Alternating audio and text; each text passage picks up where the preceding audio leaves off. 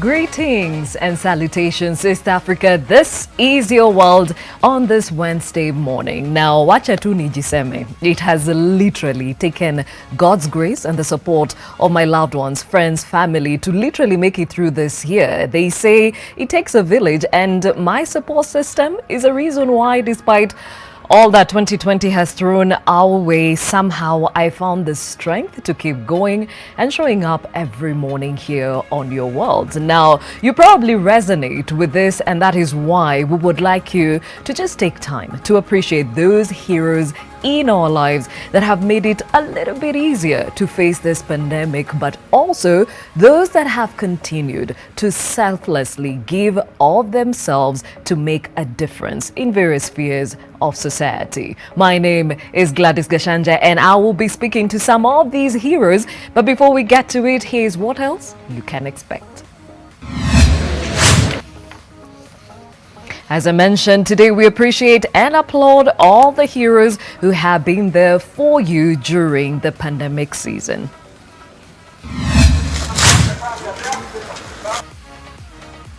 In the same light, more and more leaders are calling on Kenyans to be mindful of their fellow citizens and the less fortunate this festive season.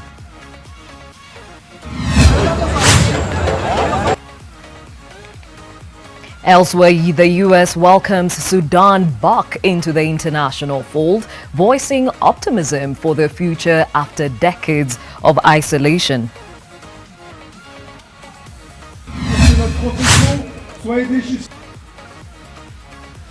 And hoteliers demonstrate demanding reopening of their establishments. We'll tell you where.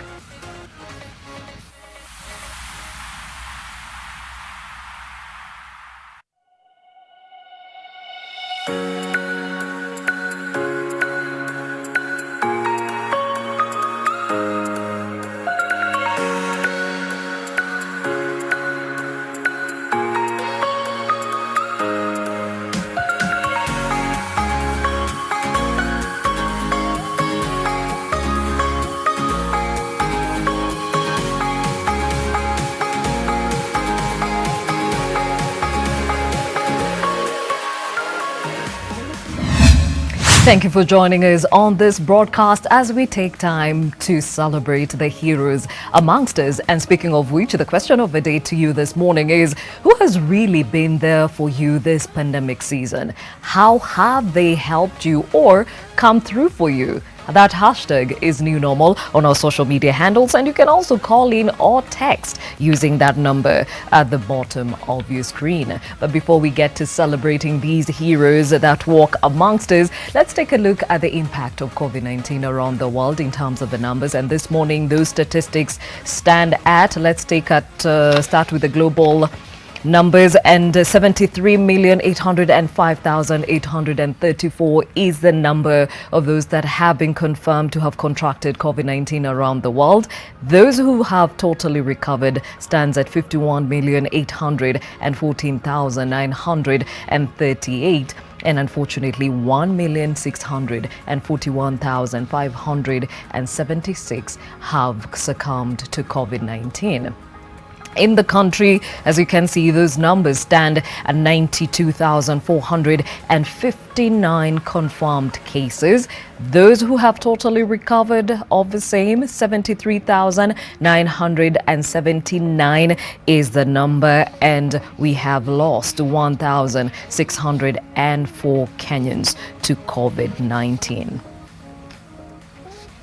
Well, do remember we are in the festive period and we are being told not to let our guard down, to still wear our masks, social distance, and of course, wash your hands with soap and water. Now, some of the stories making headlines this morning.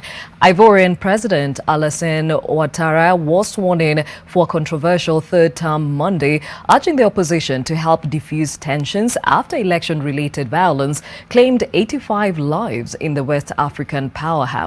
Now, the ceremony was attended by 13 African counterparts, as well as French Foreign Minister Jean-Yves Le Drian and former French President Nicolas Sarkozy, but boycotted by the opposition, as was the October 31st election that returned Ouattara to power. Ouattara promised the creation of a national reconciliation ministry in the next government, while stressing that violence and intolerable acts should not go unpunished. It was a tactic warning to several opposition leaders who were arrested in the wake of the election, with legal proceedings of a sedition launched against them. But leading opposition figure Henry Konan Bedi last week proposed a national dialogue, and he also announced the dissolution of a rival government, the National Transition Council, that the opposition set up after the election.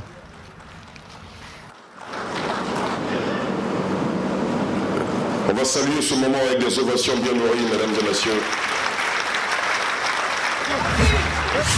In a bustling market in central Khartoum, Sudanese applauded the U.S. decision announced earlier Monday to welcome the country back into the international fold, voicing optimism for their future after decades of isolation. Suha Anas, a medical student, says it means a lot of hope, the U.S. removal of Sudan from its state sponsors of terrorism blacklist, she said, and this will impact people's lives in multiple ways, including the world's perception of her fellow citizens. I definitely think that people will no longer think of me as a terrorist. It shows that we are a peaceful country and that we don't like conflict. Monday's decision opens way for aid, debt relief, and investment to a country going through a rocky political transition and struggling under a severe economic crisis exacerbated by the COVID-19 pandemic.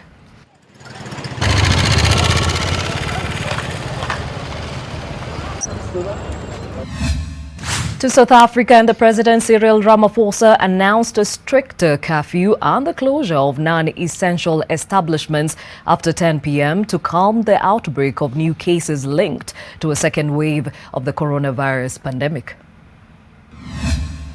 These figures are a cause for great concern. There can no longer be any doubt that South Africa has entered a second wave of coronavirus infections, which we've been talking about. The hours of the curfew will be longer, starting at 11 p.m. and ending at 4 a.m. Non-essential establishments, including restaurants and bars, will have to close at 10 p.m. so that staff and patrons, that is customers, can go home before the enforcement of the curfew.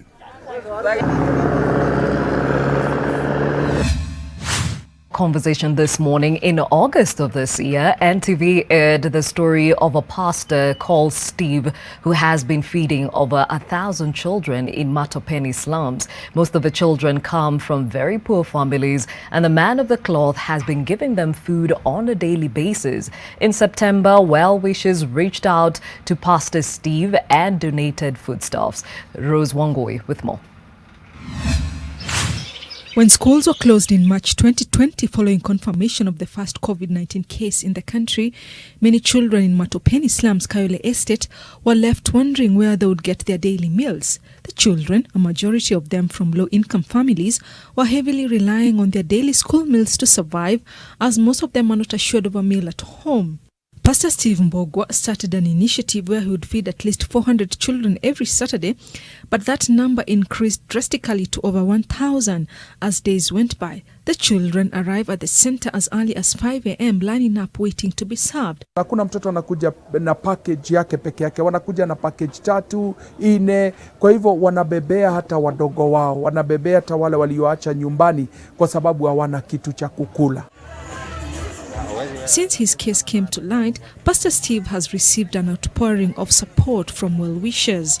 And today he received more donations from well-wishers who visited his church in Matopeni and donated foodstuffs. I'm here on behalf of Felista and a team from the UK who donated to Pastor Steve after watching on a coverage that was done by NTV.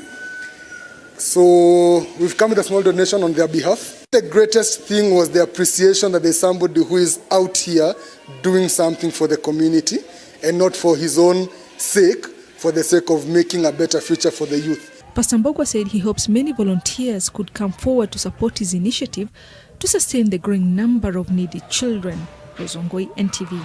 Whatever you give It is the season and we are being told to remember the less fortunate. It's been a difficult year and it will go a long way if you remembered to cater for your neighbor who is having a harder time than you. But then again, even as we face this year, there are those of us who literally thrived because there was that support system that stood with you, walked with you, encouraged you through all this turmoil that has been 2020. And I'm sure today you can stand and say, I'd like to appreciate you for being my brother or sister's keeper. And that's why we're giving you an opportunity on the question of the day to you to let us know who's really been there for you and how did they come through for you. That hashtag is new normal and you can reach us on our social media handles, or if you wish, call us up or text in with the same sentiments. And to help us understand or even get to appreciate the heroes amongst us in studio, I've got Lois Mashira, who is the founder of the Relief Connect, right? Yes, and she's also an advocate of the High Court. Thank you for joining us. I'm also joined by Nyawira Washanga, who is a co-founder of Rafiki Wamtapas and Panties Initiative. Next to her is Anita Soina, who is an environmentalist by passion, an author, and she'll tell us more about what she's been up to. And we're also joined by Brian Eric Odhiambo, who is a journalist. Thank you all for joining us on this conversation. Now, Lois, let's start off with you. You're the founder of the Relief Connect. Tell us more about that. So I created the platform, the Relief Connect, out of the need to showcase an intervention that I had started in Kariobangi North, specifically, where the evictions took place sometime in May 4th, if I'm not wrong. Mm-hmm. And what happened was I went there to actually try and understand why this happened. For some specific reason, I think we see a lot of social injustices on social media, but more so in passing, and you do empathize, but many of us don't really do anything unless you give a donation or you get in touch with someone on the ground. For some reason, as I saw a video of a lady who was talking about how they were evicted at 4 a.m. in the morning, and the story just hit close to home because at the same time, I just lost my job because of COVID. And so here I was feeling bad for myself, yet you don't realize how privileged you are just by being able to, you know, sleep in a house or put food on the table, or even small things like having a Netflix subscription. You know what I mean? Yeah. So I went to the eviction site to see what I could do to help. And we gathered a lot of content around some of the stories that had happened to some of the families. And because a lot of people wanted to help, we had to create a platform where people could actually offer any form of relief, whether it's donations, both monetary and non-monetary. And so the Relief Connect was born out of that need to connect relief where we could. Okay, Yes. and you said you went there to see it for yourself. What are some of those instances that really tagged at your heart? Okay, so I met a gentleman called David Kogi, who, when I actually went to the eviction site, was sitting under the shade of a tree. And something just told me to talk to him and ask him what had happened there. And unfortunately, that's all he had. He was only sitting under a broken sofa, and he told me that he had 5 kids, and when the evictions happened, they couldn't salvage anything other than the sofa he was sitting on. And he had to scatter his children into his friends' homes just so that they can have a roof over their head. Because in that area, of course, it's a very congested community, so you can't even help your friend if you wanted to. And so he had to separate all his kids. I met a lady who was sleeping in a shack on a damp red mattress and who was a rape victim, unfortunately, and had 4 kids in that shack, and it completely broke my heart. So I just felt like I couldn't ignore what I had seen and what I had heard from some of those families. Yeah. So what did you go ahead and do? After getting their consent to share their stories on social media, I created an online kitty using Mchanga, which enabled me to fundraise, and anybody could donate from anywhere in the world.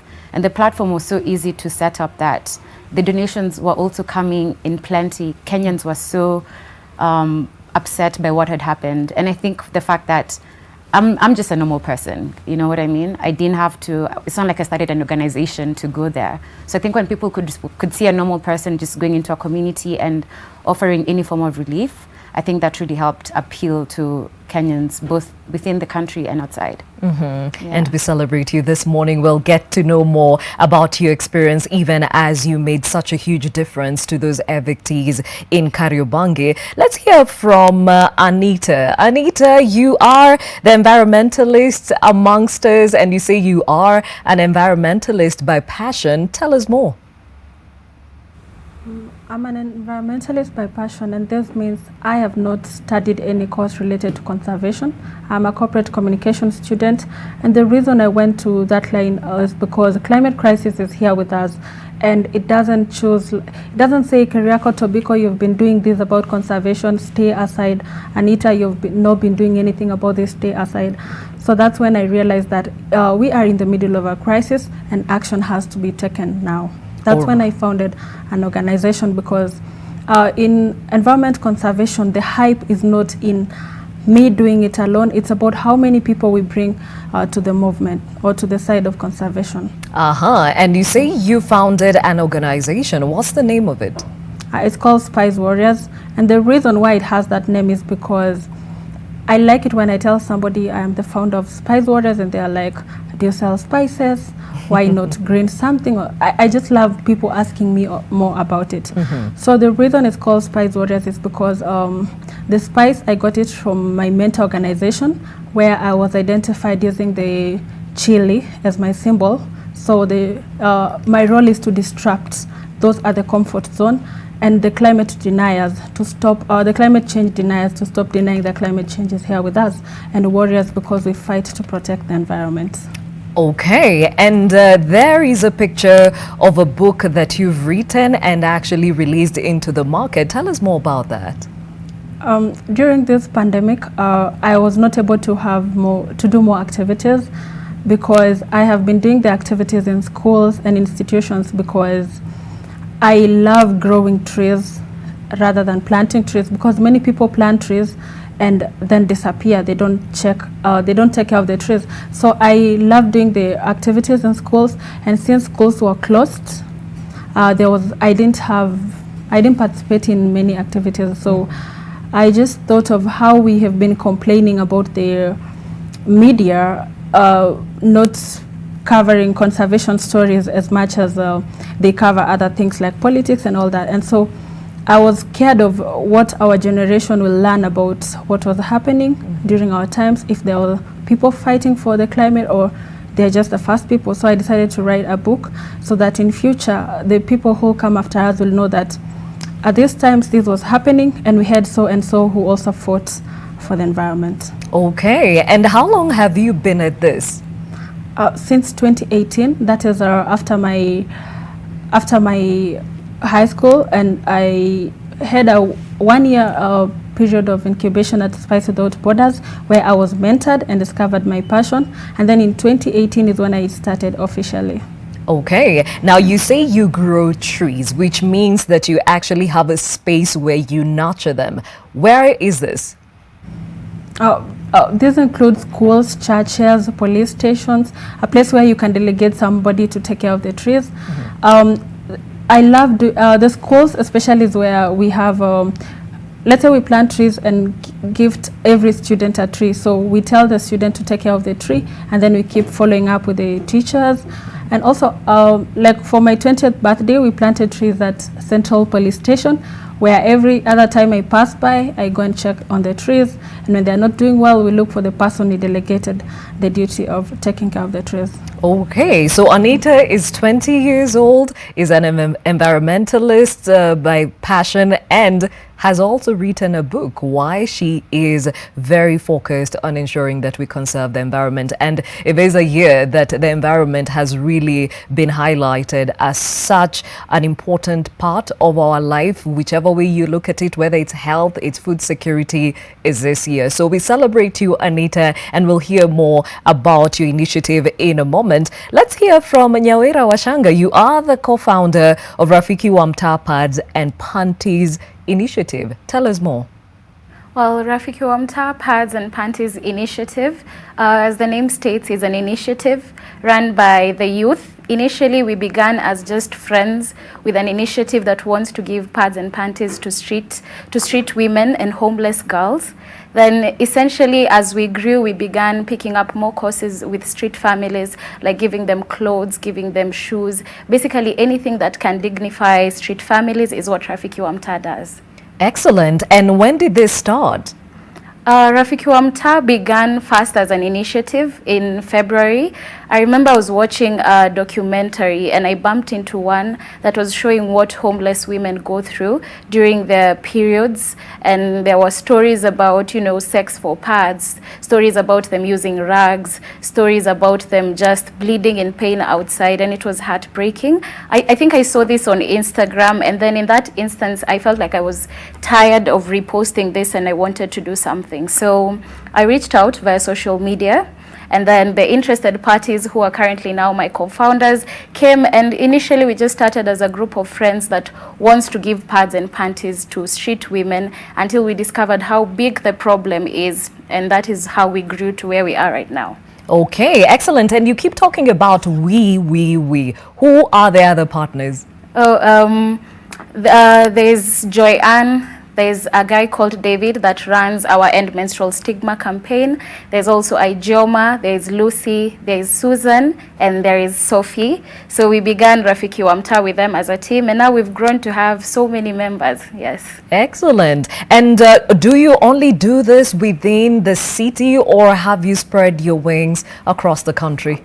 Well, for Rafiki wa Mtaa, the main thing and our purpose is ending menstrual stigma and ending menstrual poverty. So basically anything in line with this is something we'll jump on. For instance, in September, we partnered with the former Secretary General at University of Nairobi Law School. We went with him to Homa Bay, where he was giving sanitary towels to girls in about 6 villages in his ward. So for that instance, we partnered. We went and gave menstrual talks to all the girls. We debunked the myths they had. We taught them that, you know, you don't have to pay for your pads with sex and things like that. We're also partnering with an NGO in Kibera, giving menstrual talks to teenage moms. So yes, we do majorly deal with street families and street women, but we do go anywhere as long as it's in line with our mission to end menstrual poverty and menstrual stigma. We celebrate you, Nyawira, and definitely the bigger team that has made this very possible, because we do know that menstrual poverty is a reality, and I think this is one of those topics that has been touched on a lot, especially during this pandemic. Again, we salute you, and we'll hear more about your initiative in a moment. Let's bring in Brian Eric Odhiambo. He is a journalist, and he has been part and parcel of changing people's lives during this pandemic. Brian, what have you been up to? Thank you, Gladys. Me being me, a Kenyan citizen, I, together with my friends, we decided to take it on the streets to see how people are faring on during this pandemic. So back then, around April, May, we decided to take a tour on Kibra to see how people are living, how people are coping up with the coronavirus with them. So what basically we saw was that on the ground, people are really suffering a lot. So I, together with my other two friends, both being journalists, that is Steve and Wycliffe, we decided to dig inside our pockets, take out some little cash, and we decided to buy some foodstuffs. Then I decided to locate the needy families whom they really need the help. Yeah. And how are you able to actually pinpoint those that really needed your help? To locate a needy person, you just see it. You just see it on them. Yeah. So like, there was one family that I met, because I had to ask first, because during the pandemic most people were scared of it. Like, you are being told social distance, 1.5 meter rule. So a person was like, if you come, maybe you have the virus, you can contact me together with my family. So I had to walk and ask, knock on doors. So generally, I used to look at a family, a mother who has like 3 to 4 kids, because there was one family which I got. The mother had 5 kids, no husband. So each and every day in the morning, they wake up, she has to take like the babuyus, cook groundnuts, give it to her kids. So one will sell mabuyus, another one will sell groundnuts, work from 7 a.m. up to 6 p.m. So whatever you get is what you bring back at home. Yeah. Okay, and when you go door to door finding out their needs, what did you find out as the most critical for these families? Most of them were laid off from work. And some of them used to do the normal job, like washing clothes for people, going for the mjengo works. So basically most of those things stopped because most of their employers were scared. Yeah. Okay, and how many families have you been able to bless during this pandemic? When we started the drive, we did feed 5 families. Yeah. All right, and are you still following up on them to find out how they're faring? Yes. Okay. I do follow. And even before 2020 ends, we still have another drive that we're supposed to be doing, either on the streets with the street children, or just again select another slum. Okay, now you say it's just you and 2 other journalists. So Yep. have you been able to reel in more support from well-wishers? No. So far it's just the 3 of you? Yeah, so far just the 3 of us. Well done, well done. We celebrate you, Brian, and of course your 2 friends who have taken up this initiative to ensure that they make life a little bit easier for those that are having a harder time during this pandemic. And we'll get back to your story in a moment. Now, speaking of Kibra, if we can have that story on the autocue, police actually from Capitol Hill station extended a helping hand to Kibra residents by donating foodstuffs. Now, the donations that were organized by station OCS Evelyn Kipruto in November benefited 100 families. According to the Kibra Sub-County DCC who presided over the event, the foodstuffs went to help those families that have been severely affected by the COVID-19 pandemic, and he further thanked the officers and urged well-wishers and other police officers to follow the example by helping those who are less fortunate.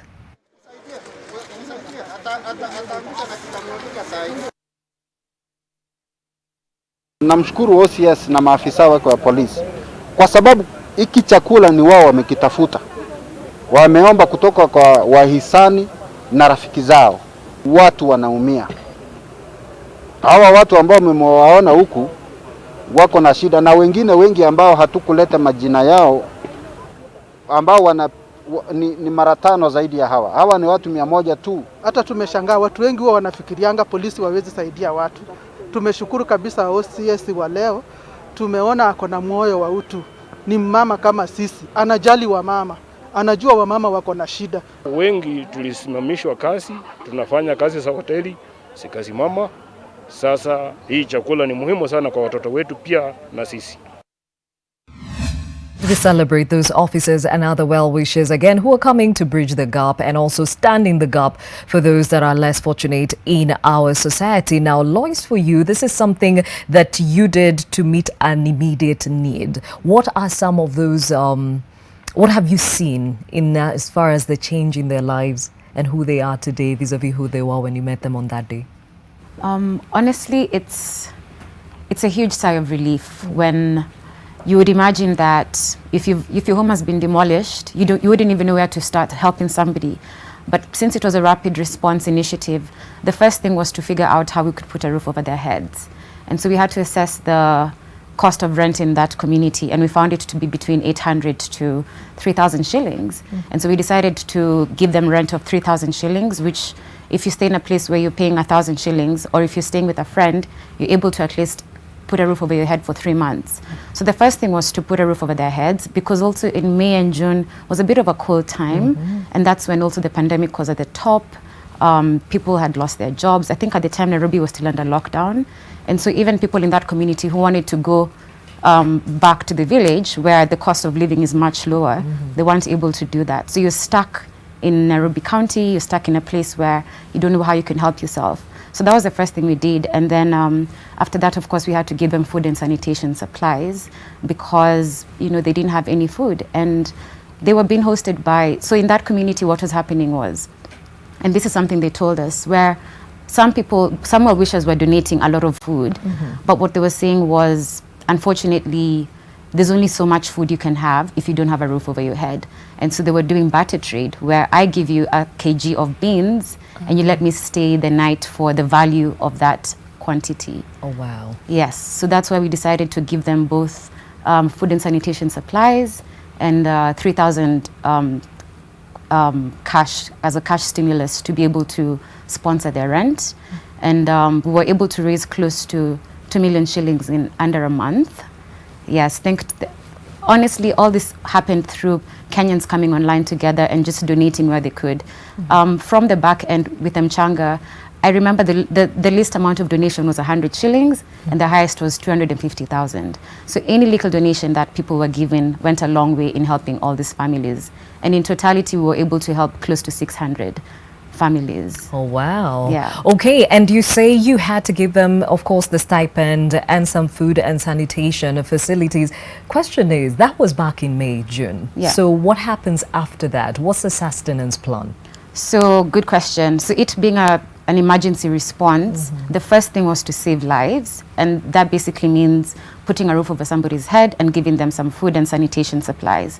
So what we're doing now, as we were interviewing, we had to assess the data of beneficiaries, because what happens in a community like that, you have people who are opportunists who will try and pretend they were evicted just so that they can get donations. And so as we were gathering the data, we were actually interviewing them. And I did this project with around 9 people who were in the steering committee. And all of us assigned each other, for example, 20 beneficiaries to call today.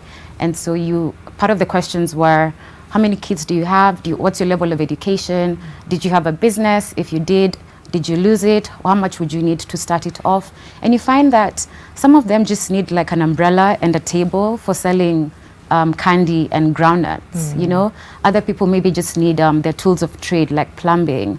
Other people just need to, you know, start a whole new chapter. And so the data we've been able to gather is now what will help us create a sustainable plan moving forward, because again, you can't only just keep giving donations. It's not, and then now it's the donations that we give them, of course, have been running out. And luckily, because of the campaign we did online, a lot of other well-wishers came in to intervene as well. So it's not only the Relief Connect that's been helping that community. We actually partnered with a lot of donors came on board. Of course, we had Africa's Talking. Africa's Talking is the one that created the platform that allowed for us to send money directly to the M-Pesa, you know? Yeah, so definitely the plan is to create a more sustainable intervention where, and I would hope that we can be able to raise more money to inject capital into their business, and also to see if we can be able to sponsor some of them to go to school and finish their certifications. Okay, yeah. And we'll talk more about some of the lessons that you learned along the way, because again, as you said, you were not a professional, you just had the heart to help out. Right. And we'll get to hear more about that in a moment. Now, in a bid to cushion various communities against the effects of the COVID-19 pandemic, the Hindu Council of Kenya in September donated foodstuff and sanitary products to over 9 needy groups from different regions in the country. Now, the council says this is in line with their action plan to fight COVID-19 and their weekly relief and welfare programs. And the 9 groups that received the donations are the Imani Hope Organization, Joy Children's Home, the Victors Organization, and the Kenya Musicians Union, among others. Now, the Hindu Council's national chairman, Shri Kamal Gupta, says that they are actively involved in preparing the community to face the challenges of COVID-19, as the religion's tradition is that the entire humanity is one family. In the interest of humanity, in the interest of the people, those are waiting for us. Those are expecting something to come, and we have to really justify our role towards serving them.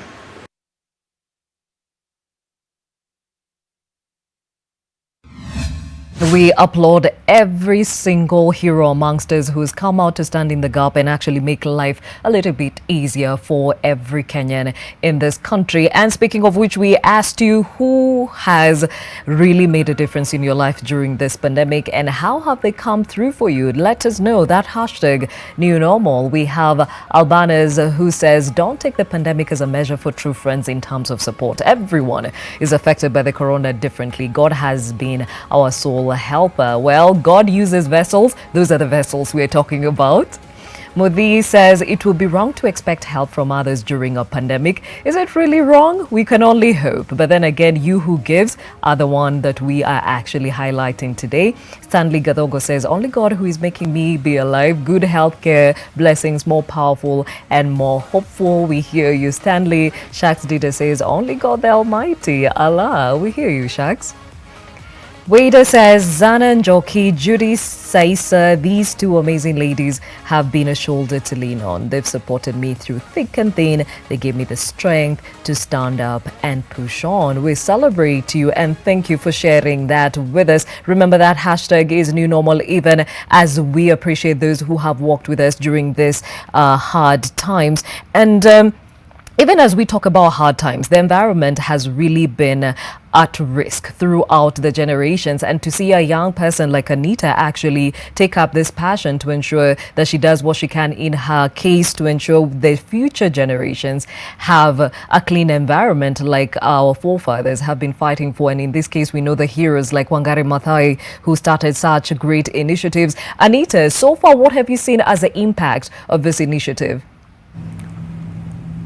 So far, I can say the number of trees that we have planted is the number one impact. The second one is the number of people that have been able to influence, because in my organization, 99% of the people are people who've never been to the environmental class, and that's my target audience.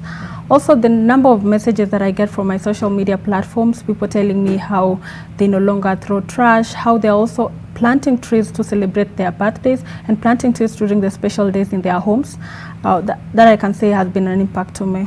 All right. And you say you were mentored into this and you are also mentoring others. How do you pinpoint those that you would want to actually pass on the baton to? Right now, I'm focusing on young people. I get parents who even tell me, I have a kid and she loves planting trees and I love to bring her for your next initiative. And that makes me happy because these are the young people are people who will be able to bring change, unlike all people who have given up. I was seated somewhere and there was a conversation amongst all people, and they were talking about climate change, saying how much it's going to affect the young people because they'll be no longer there and they're not scared about it. So I'm focusing on the young people and especially the ones in schools and at homes. And have you been able to partner with other stakeholders in this space, you know, organizations that are already in this space? So far, I've been able to partner with small organizations just like mine, where we are all growing in the space. And I've at one point partnered with Kenya Forest when I was launching an environmental club at Kisumu National Polytechnic, that is last year, where they were able to donate seedlings. Yeah, I think that was the only partnership that I had.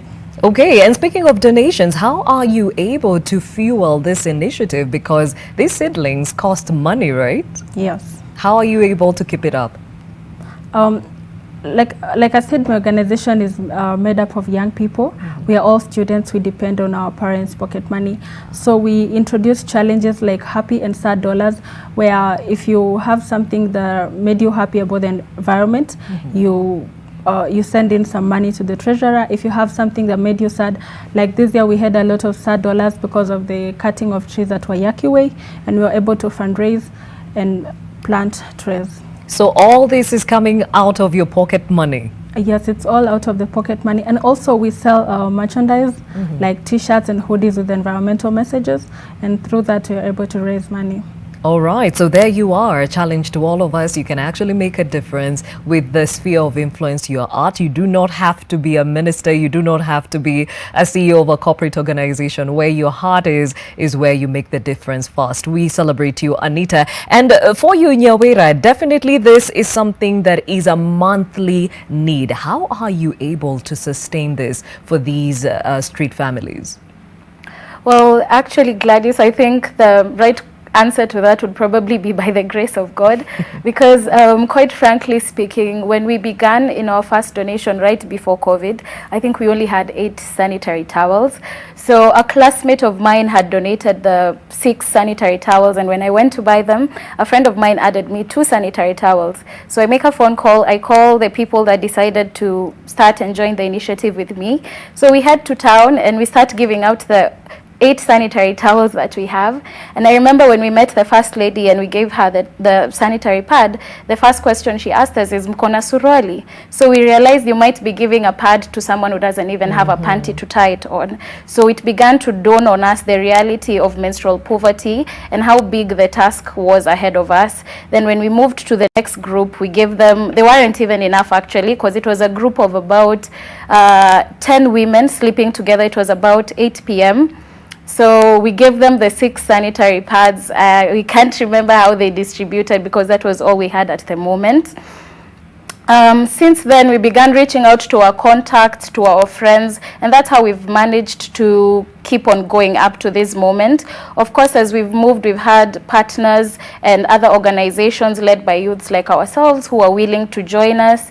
I remember at some point, Voices for the Street came and told us, hey, let me feed your people as you give them sanitary pads. So that took the burden a little bit off from us. Then we met a group called Chiwote, and for a few months before we got on our feet, they also joined us and were helping us by providing food so that we can concentrate our donation on giving sanitary pads. So I think that is where we're at right now. From Well Wishers, there's a group of young Kenyans that's abroad that also saw our work on Instagram.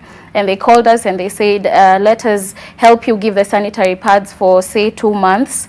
So like I'm saying, it has been by the grace of God and well-wishers and our friends, families and our members. That's how we've managed to keep on going up to this point. And you know, the thing about giving is that it's infectious. You start and this ripple effect now is what we're seeing in as far as those who are being able to get something from your initiative. And speaking of which, when you're dealing with these street families, what do you think is a sustainable way to cater for them? Because even for your kawaida Kenyan, getting that pad or pack of pads per month is an expensive affair. But we live in a time where there are renewable pads or washable pads. What is sustainable for them?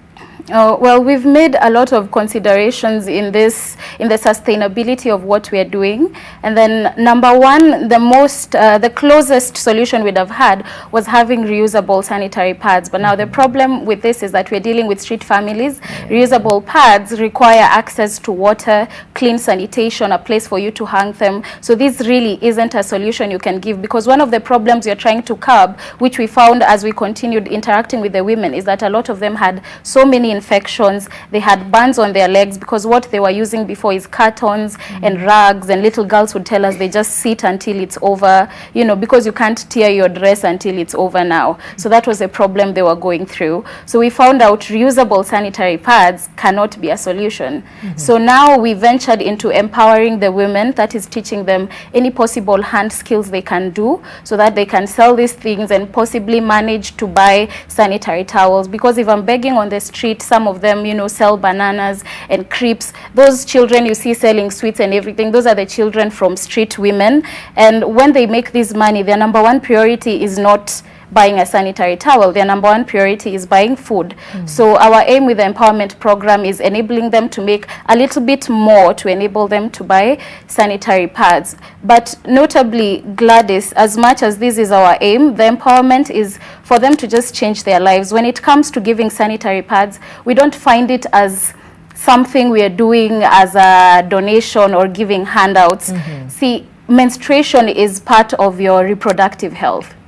And seeing as availability or access to good health care is a human right, it's just that it's not provided for in the law. So what we are doing, we are just bridging that legal insufficiency until we get to a point where these pads are actually being given. Because essentially this is a right that should be given to every woman for free. Yes. All right, well said. And we'll get to understand how people can be part of this initiative and help along with the same. And Brian, so it's your two friends helping out these families, and you now want to probably spread your wings to other slums. How do you see yourselves sustaining this initiative? Like just the way we did for the first one, even for the second one, it will just be the same. I don't think if it will be something hard. It's just a matter of what can you give or what can you dish out to help others. And have you tried to reach out to members of the public? Yep. How did you do that? What I always say to my friends is that whatever you can give, no matter how small it is or how big it is, they will always appreciate it. Yeah. Okay, now that you've interacted with them, if I wanted to give something, what would be your priority needs? There's no any priority from me. Okay, for them, for the families, what would you ask for? What I will ask from the families. Yeah, no, from the well-wishers. From the well-wishers. Just whatever they can give out. Just whatever they can give out to help the families. So we don't have priority areas like, you know, dry foodstuffs, oils, such things? Anything, anything, yeah. Because they need food, they need clothing, just anything that they can use on their lives. And have you been able to talk to probably the chiefs in this area, the churches in this area? Because again, these are organizations that will probably even let you know about those needy families in dire need. Nope, not yet. Probably it's somewhere you need to look at, right? Yeah, but again, it's just something that we did out of courtesy, and we still think of it will just be again out of courtesy.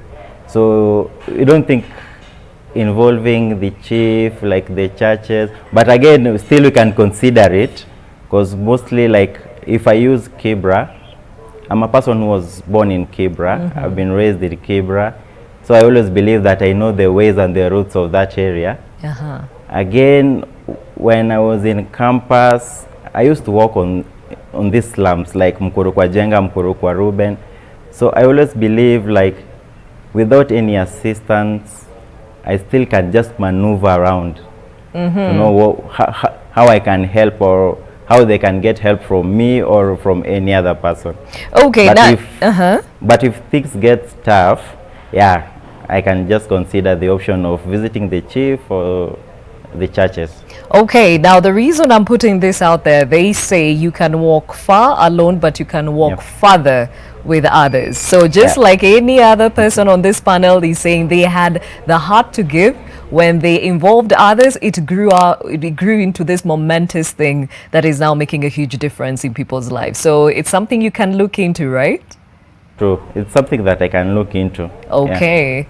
All right. And we still are getting your feedback in as far as those that have stood in the gap for you is concerned. Remember, we're taking time to appreciate the heroes amongst us, those that have made this season a little bit bearable. Remember, that hashtag is the new normal. Let us know who it is and how they came through for you.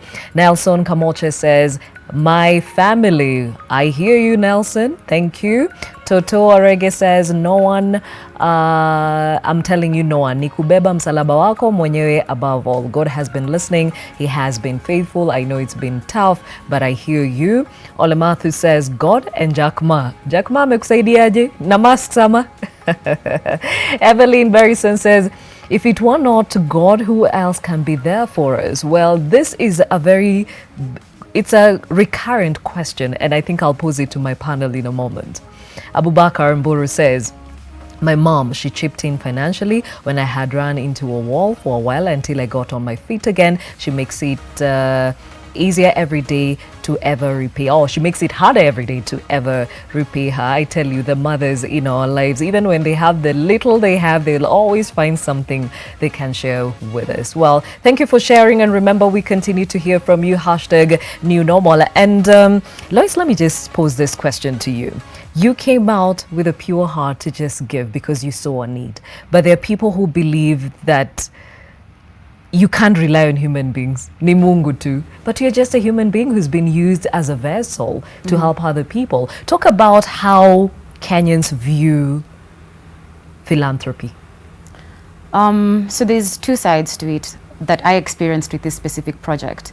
There are people who will want to help because it's coming from a genuine place, and there's people who want to help because, I don't know if I can use the word clout, but just because it's a trending thing. I think sometimes with charitable projects, you have to be careful where there's a very thin line between doing it out of wanting to help and actually just trying to do it for publicity reasons. So what I experienced was a lot of people were now starting to reach out, wanting to donate and even wanting to give their time. A lot of the volunteers, and we actually built a network of close to 30 volunteers. I did not do this project by myself. As you said, collaboration is how we were able to make it happen. I've never been to Kariobangi before up until I went in May. And so I didn't even know where to start. So I had to work with social workers from that community. I had to look for a distribution center or location where we'd be able to donate within the COVID-19 guidelines. And at the time, of course, you had to get all these approvals. So Kenyans will be very quick to donate, but at the same time, there's another side of it where a lot of people now start wanting to create a negative image of what you're actually doing. So as I said, I didn't do this as an organization, or I wasn't even paid to do any of this. All of us did this pro bono. And what happens is you find a lot of people starting to now question the legitimacy of what you're doing, and that's how, for me, the cyberbullying started. I don't know if the other panelists have had this experience in what they're doing, but yes, my experience was good and bad. But of course, we focus on the good because at the end of the day, that's what has been able to help people. And sometimes you can get carried away with a lot of negativity when you're helping people, but you just have to have tunnel eye vision and just focus on the families you're going to assist. Okay, you mentioned cyberbullying. How did that come around? So when I created the online kitty on Mchanga to raise the money, actually the first night I created the link, I didn't even know if it was going to work because it was my first time. And in the morning when I woke up, it was close to 200,000 shillings. And I was overwhelmed by the incredible support that people were offering online. And none of this money was hard cash. All this money was raised online. And because the more money I was raising, the better the strategy I would have needed to create to intervene in the best way possible. So having to create a strategy of how we would administer this money took time. And then with Mchanga, the good thing with this platform is that if you're raising money for members of the public, then the threshold is very high in terms of accessing this money. A lot of people thought that the money was in my bank account, but Mchanga didn't even have my bank account details, you know? So it's only a platform that holds this money in kind. And for you to access the funds, you need to have had treasurers. So I needed to get treasurers. And it couldn't be my mom or my dad or my sister or my brother. It had to be 3 objective people. So then again, this took time.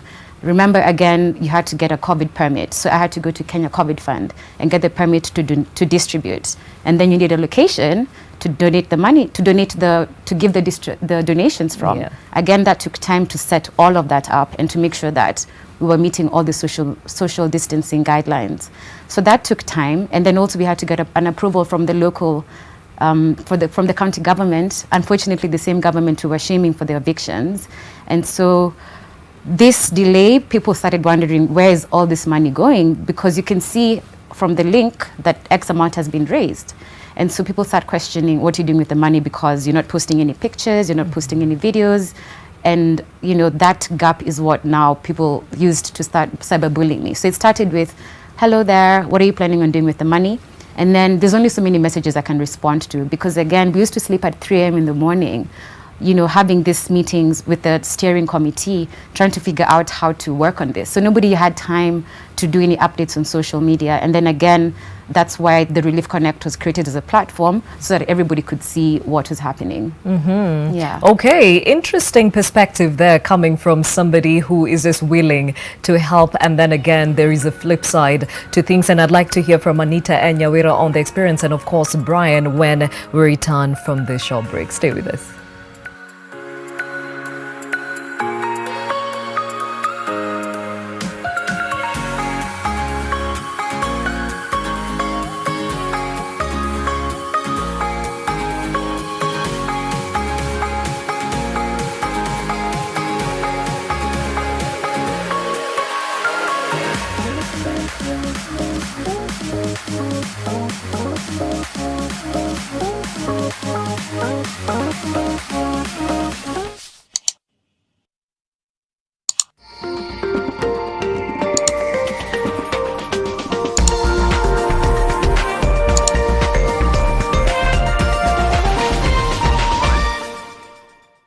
Rock Industries Limited wanakuletea bidhaa za plastiki zinazotumika kila siku maishani, kuanzia matumizi ya jikoni, usafi na shuleni, miongoni mwa matumizi mengine. Chakula kitamu sio upishi tu, kikiwa kitamu kisha kipakuliwe katika vyombo maridadi kinakuwa kitamu zaidi. Ndio maana Rock Industries Limited wanahakikisha mezani na jikoni kunapendeza kwa kukuletea vyombo maridadi vya plastiki. Vyombo hivi ni vya viwango vya juu, vyenye rangi nzuri ya kupendeza, umbo wa kuvutia na vinadumu. Baadhi ya bidhaa za plastiki kutoka Rock Industries Limited ni vikombe, glasi, sahani, jagi, begi, bakuli, vijiko, vichana na kadhalika. Na bidhaa hizi muhimu zinapatikana katika duka lililo karibu nawe pamoja na maduka ya jumla kwa bei nafuu. Kwa maelezo zaidi, wasiliana na Rock Industries Limited kupitia nambari 0722575619 au 0736028181. Jikoko wameamua kujoin dance ya chini kwa chini kibei, yani jiko sao sote wameamua kupunguza bei. Chini kwa chini, chini kwa chini, chini kwa chini, chini kwa chini, chini kwa chini, chini kwa chini. Okoa Krisi na Ban Jikokoa. Ban Jikokoa, jiko asili ya Kenya.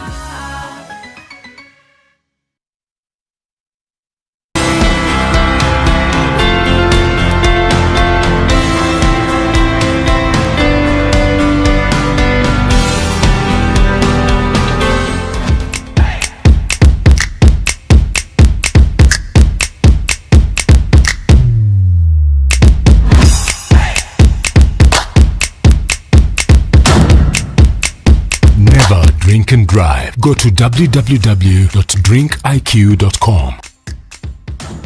The new Maisha Aluzinc Mabati from Maisha Mabati Limited. For the first time in Kenya, a roofing product that combines aesthetics with proven resilience. Its unique combination of aluminium and zinc gives it a 5 times longer lifespan than normal Mabati, thanks to the excellent state-of-the-art mill. It has 20 years lifespan, it's easy to install, it's flexible and durable. It stands up to severe weather conditions, has good abrasion and rust resistance, it's affordable and is approved by the Kenya Bureau of Standards and is available countrywide. It can be used for all applications. Always insist on Maisha Aluzinc Mabati, a product of Maisha Mabati Rolling Mills, Ruiru.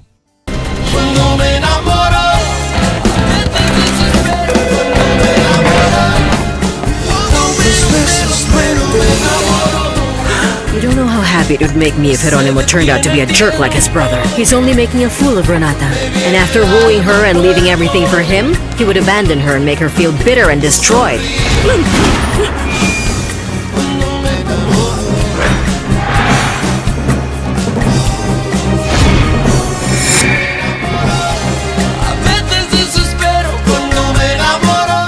Jichanue na data statements kujua vile bundles zinatumika on Kenya's best network.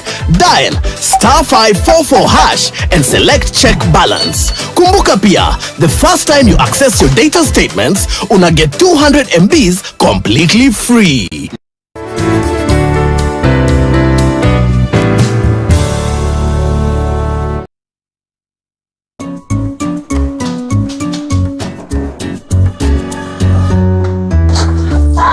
Sweetheart, kwani lori imekata break?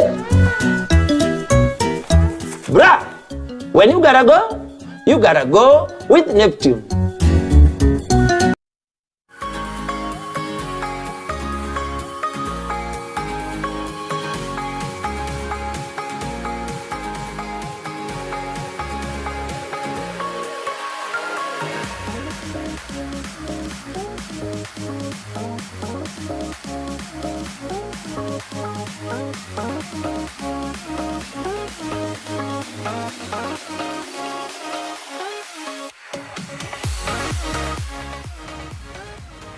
Thank you for staying with Your World. My name is Gladys Gachanja. This morning, we are celebrating the heroes amongst us. I'm talking about those brothers and sisters keepers amongst us, those who have walked with us, stood with us in whichever way to make this year a little bit easier for us. But also, we're using their sphere of influence to make a huge difference in society. And speaking of which, I've got Lois Mashira, who is the founder of the Relief Connect, in studio with me. She's also an advocate of the High Court. Nyawira Washanga, who is also a co-founder, Rafiki wa Mtaa Pads and Panties Initiatives. Anita Soina, who is an environmentalist by passion and also founder of Spice Warriors. And Brian Eric Odhiambo, who is a journalist and now a philanthropist, even as he and his friends make time and take time to make a difference in people's lives. And speaking of which, we have been asking you, who is this in your life who's made a huge difference and how have they come through for you? That hashtag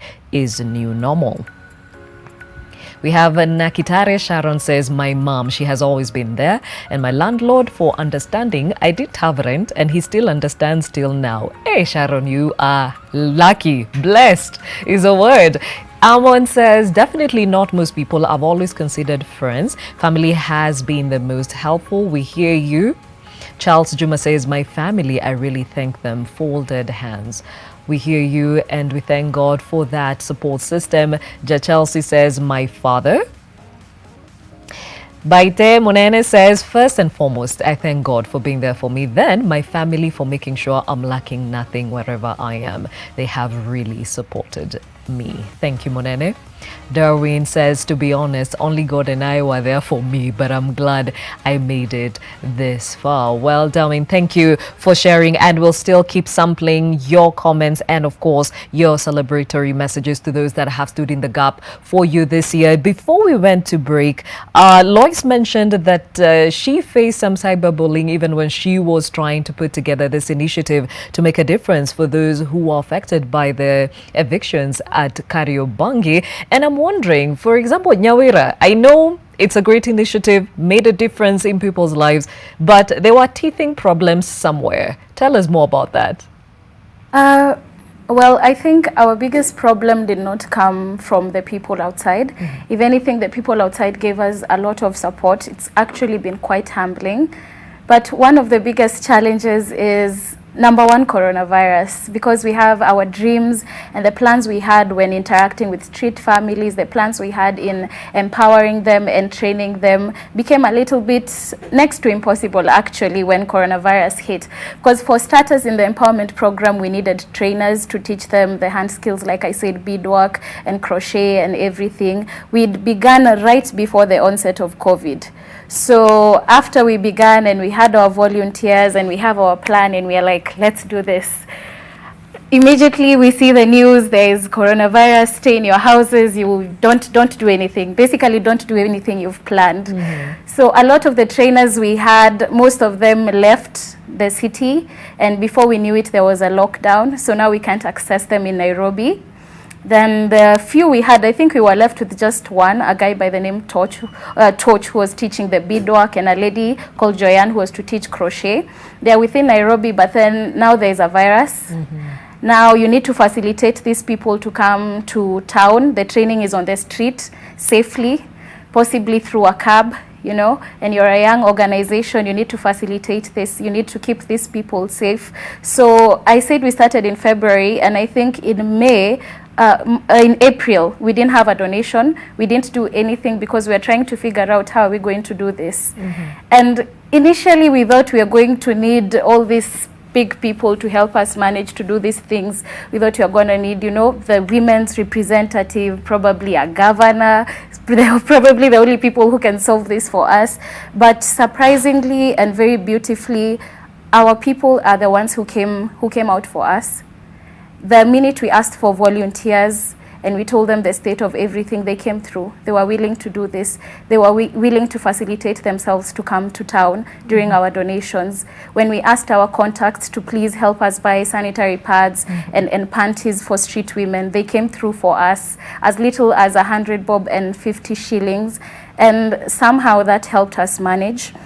Another challenge was also security, because street families quite a sensitive team and kind of people, basically because of what they've been through. And number one, I'd like to highlight, we first had to understand where they're coming from.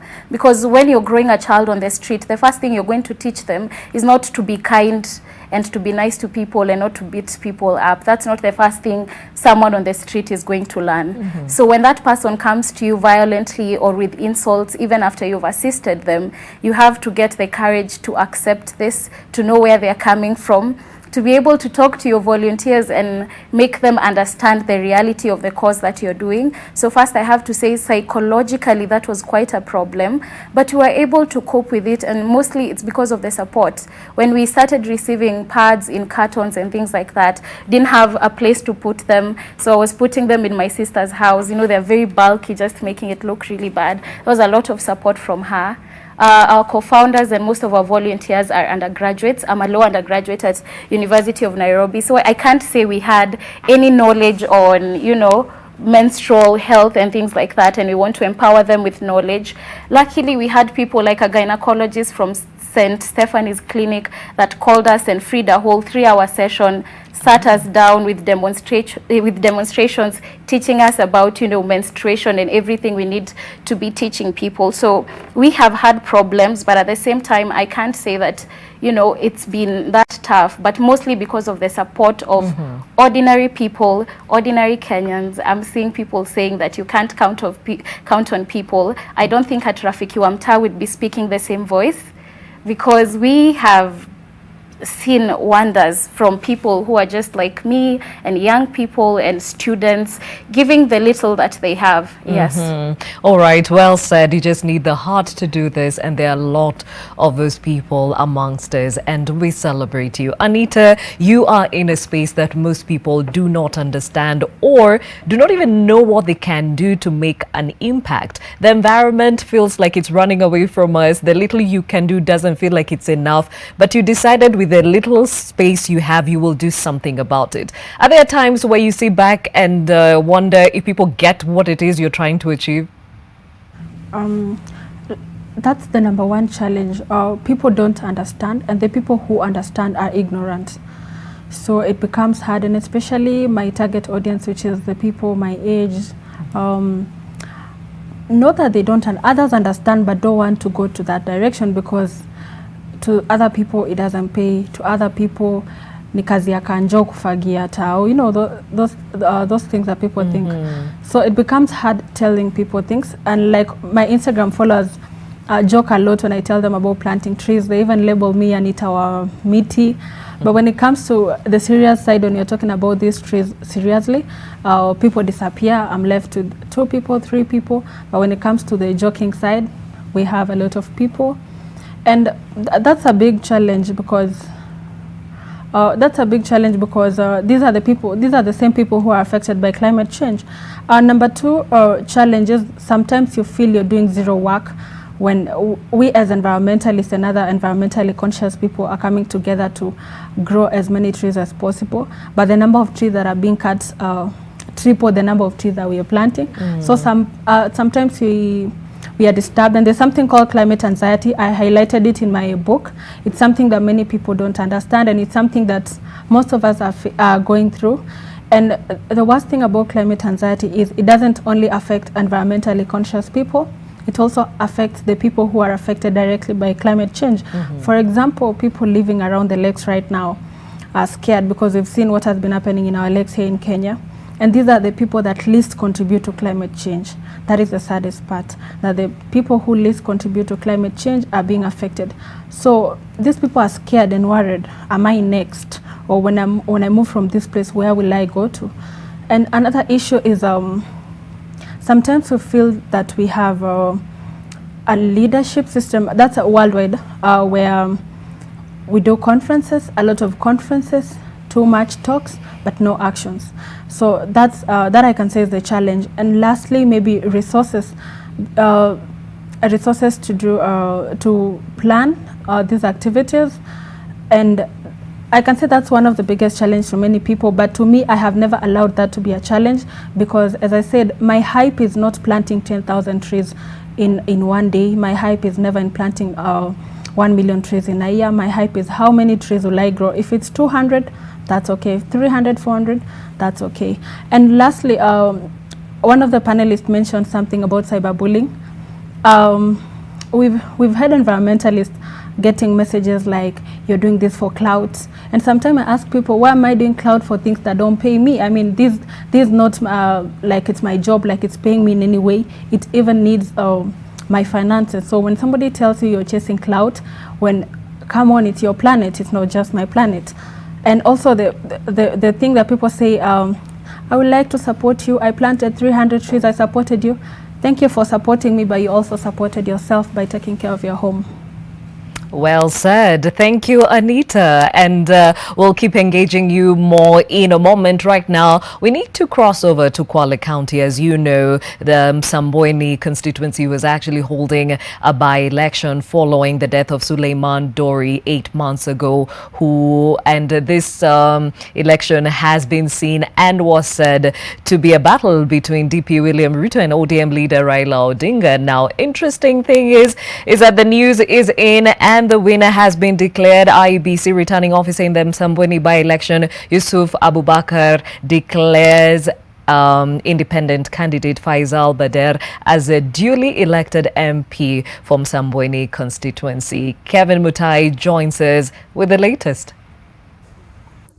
Good morning to you, Gladys. Indeed, the people of Msambweni in Kwale County have a member of parliament. It's been a long wait, and since last night when the vote tallying began at Dr. Babla Secondary School in Msambweni, we were all there waiting to see eagerly who will manage to carry the day. But Faisal Bader, the independent candidate who faced other 8 candidates in the most heated political race that has ever been witnessed in this region, and emerged winner after garnering 15,251 votes, followed by Omar Boga, that is the ODM candidate, who garnered 10,444 votes.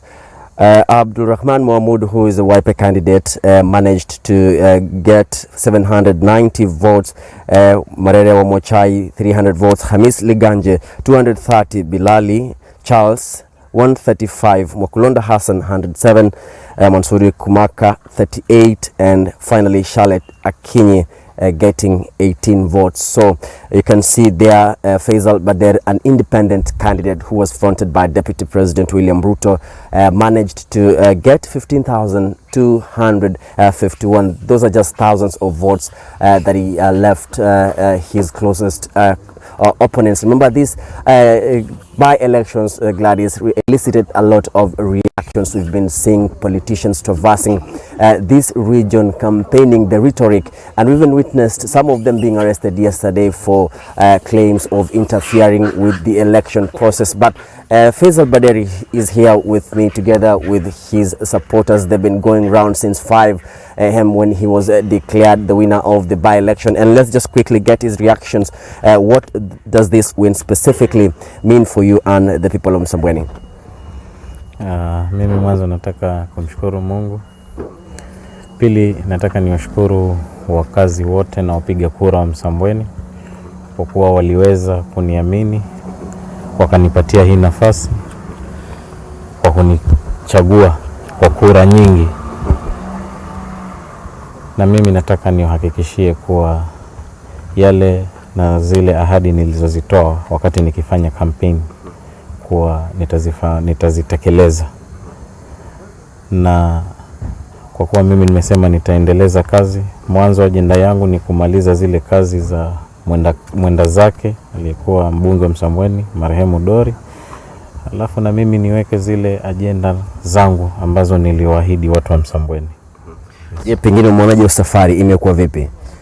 Safari imekuwa na changamoto nyingi sana ukizingatia ugonjwa wa corona. I think hii ndio imekuwa campaign period ndefu sana, zaidi ya miezi 7 ama 8 imekuwa ukifanya campaign. Sasa imekuwa na changamoto nyingi, lakini bado tunashukuru Mungu. Lakini ukizingatia wale mafahali ambao ulikuwa unapigana nao katika kinyang'anyiro hichi. Yes.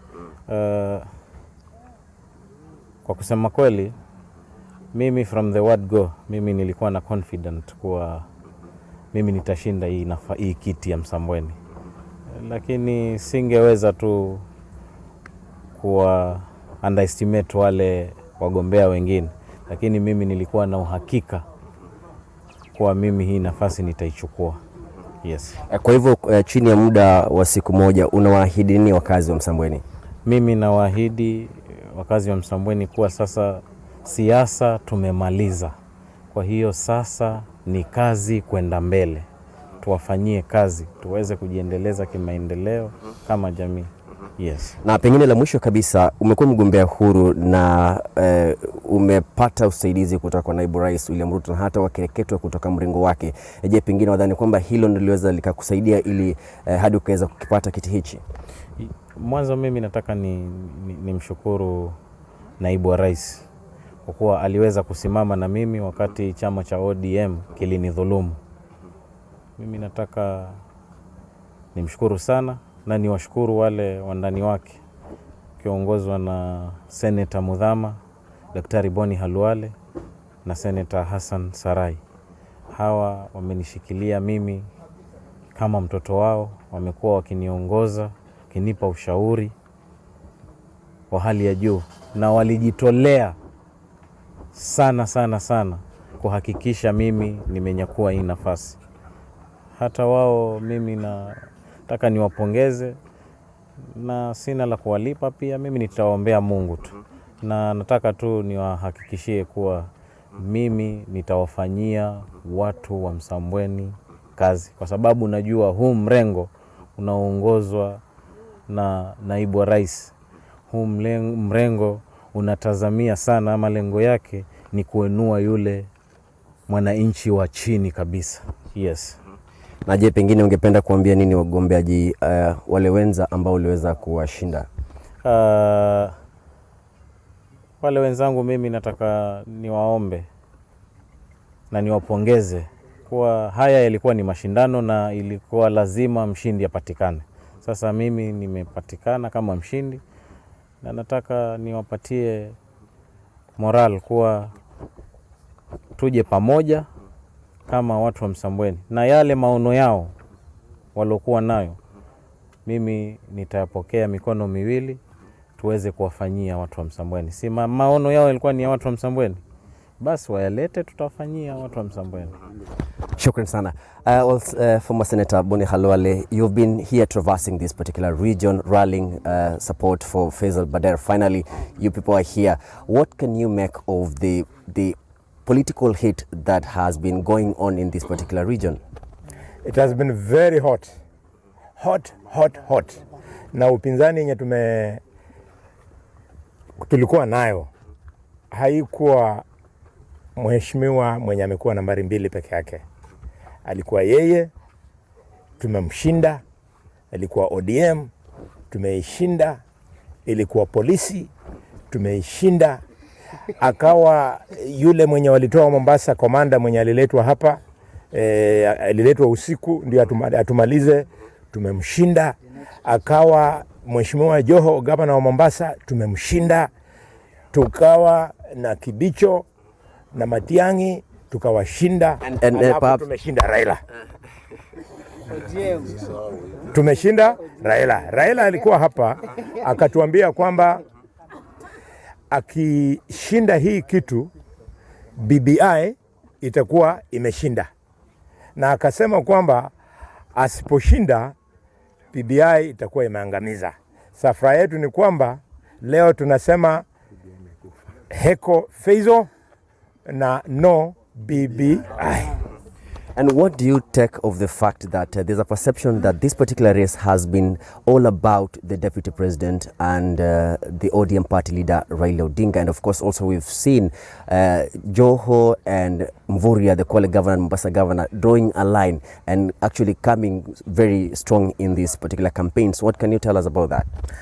Mi katika maoni yangu kwa heshima naona Joho alikuja kama deputy party leader wa ODM, ana haki yake ya kuomba kura, na Mvurya alikuwa anahakikisha kwamba aimarishe uongozi wake katika kaunti yake.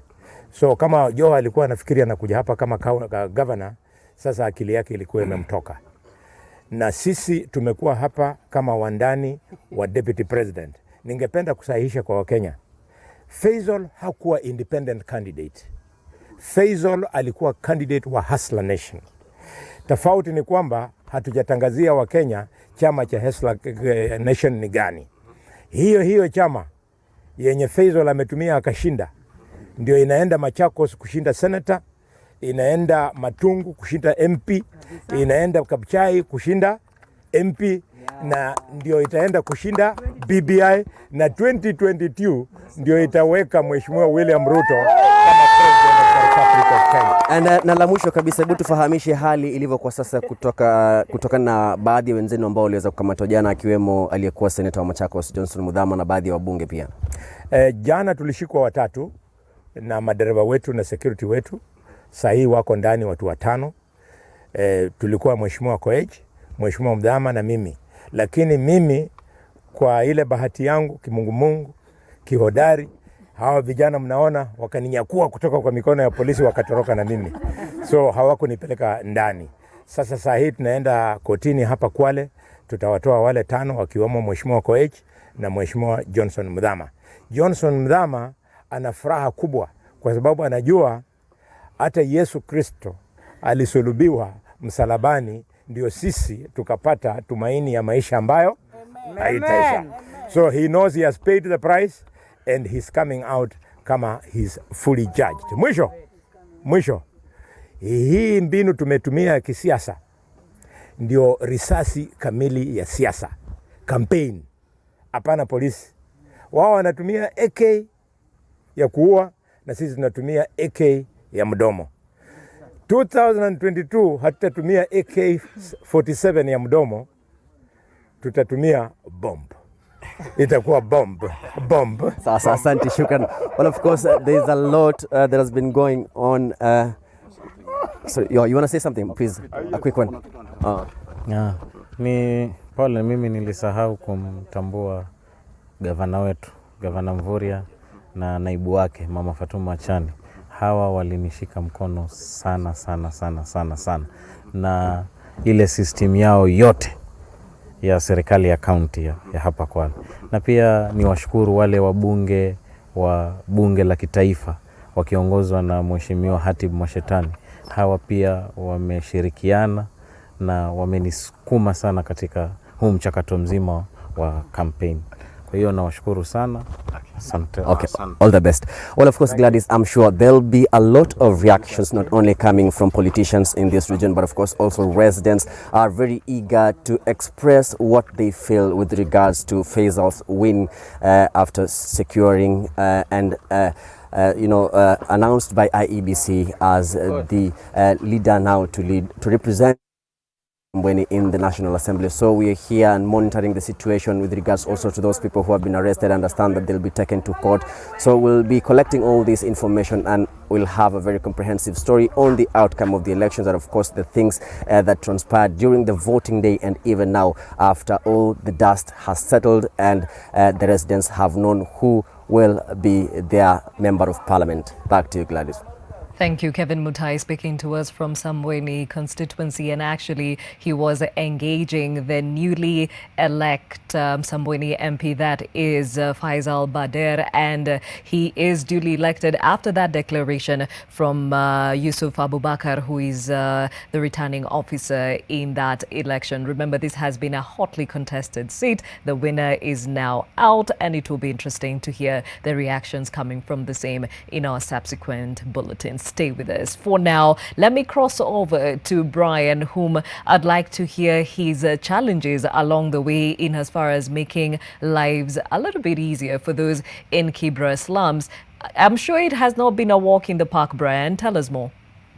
Yeah, it has not been a walk in the park. First of all, raising the money was a bit challenging on our side, but at the end of the day, we managed to raise it. Again, locating the people back at Kibra too, it ain't easy. You find someone who is needy, but he or she is not ready to accept anything that you want to give him or her, being that he or she has his or her own reasons that he cannot disclose it to you. Another thing, the cyberbullying, like the way the other panelists have said, cyberbullying, like me personally, I fear negative comments because really Kenyans can deteriorate you very bad, being that one might attack you in any way, because on your side you feel like you are helping, but for him he sees like, no, it's not necessary. Yeah, but it has been a challenging issue on our side. Yeah. Okay, now I've had from everyone speak about the initiatives that they're involved in, but also saying there are challenges in ensuring that they come through for these spaces. The question is, what keeps you going? Why do you do it in the first place? When we come back, we will talk more about why it's important to inculcate a giving culture in this country right after this break.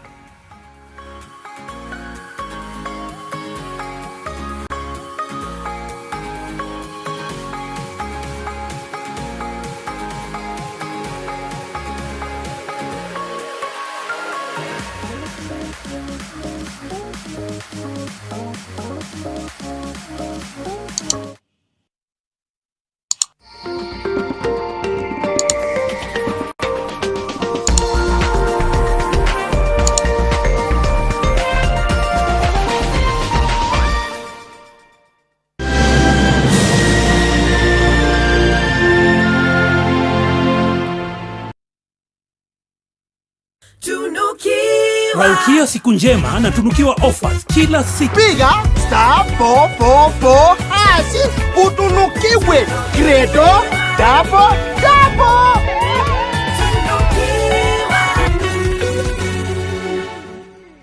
Go ahead is believing. to make each day a brighter day.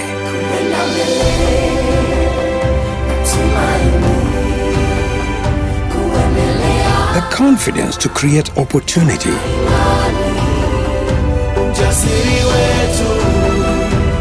Going ahead is our courage to do something new, to go ahead. Now, that is the Kenyan spirit.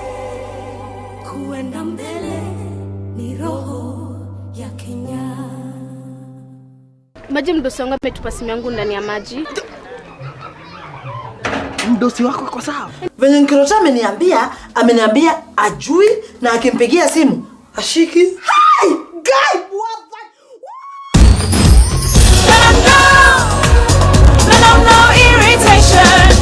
For the women who deserve more, Moped is now in Kenya and more than 40 countries. With its nylon-free surface, new Moped has unique softness and up to 100% protection. Your skin will love it. To achieve great things in life, you must do little things every day, like the 1, 2, 3 with Colgate. 1, wake up, wake up. 2, brush up, brush up.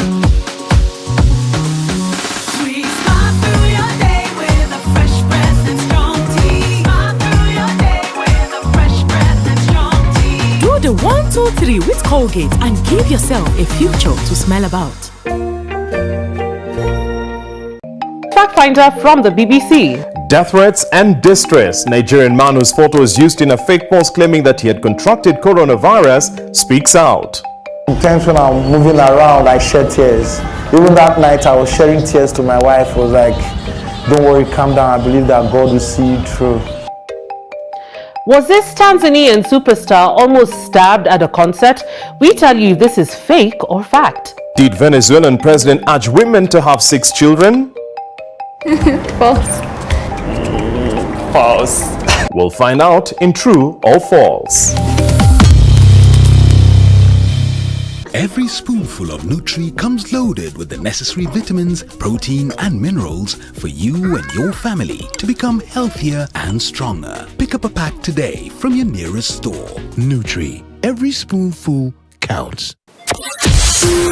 I'm waking you up to the hottest morning show. Tina Kagia, The Morning Fix, Nation FM. Hey, how are you doing? I am Tina Kagia, aka The Voice. And every single morning, starting from 6 up until 10, catch me on The Morning Fix on 96.3 Nation FM, where good music lives. Let's have awesome conversations. Talk about life, love, money, politics, school, education. No topic is out of bounds. Mornings with Tina Kagia, 96.3. Nothing but the best of conversations. Talk about your stories, because honestly, it's important to unwind. See you every day. All the hits with Tina Kagia. They're my morning show. The Morning Fix on Nation FM. Nation FM. Where good music lives.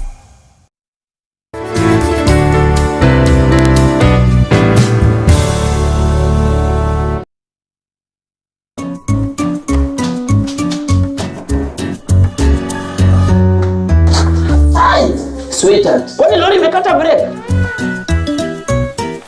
Bra, when you gotta go with Neptune.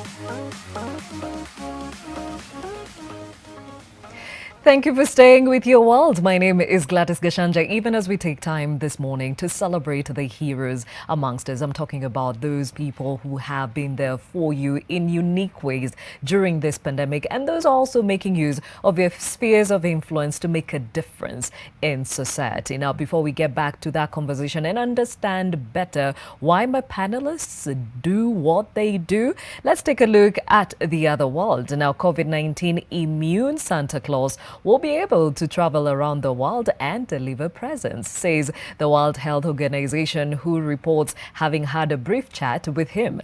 Now, as the coronavirus pandemic continues to rage on, WHO's lead on the crisis, Maria Van Kerkhove, tells a press briefing she understands many children are worried how the virus could impact Father Christmas. So he will be able to travel in and out of the airspace and be able to deliver presents to children. But I think it is very important that all children of the world understand that physical distancing by Santa Claus and also of the children themselves must be strictly enforced. But I can tell you that Santa Claus is immune to this virus, and we had a brief chat with him, and he is doing very well.